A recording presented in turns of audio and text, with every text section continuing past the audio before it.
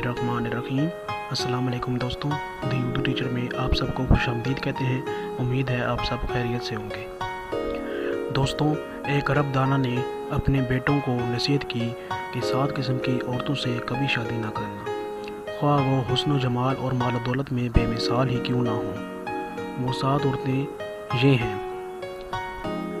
अनाना, मनाना, कनाना, हनाना, हदाका, बराका और शदाका।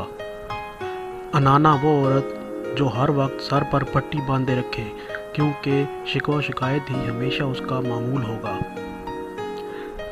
मनाना वो औरत जिस पर हर वक्त मर्द पर एहसान ही जताती रहे कि मैंने तेरे साथ ये एहसान किया और तुझसे तो मुझे कुछ हासिल नहीं हुआ।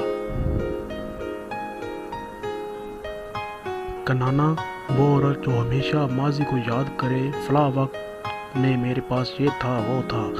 हनाना वो औरत जो हर वक्त अपने साबका खावन को ही याद करती रहे और कहे कि वो तो बड़ा अच्छा था मगर तुम वैसे नहीं हो।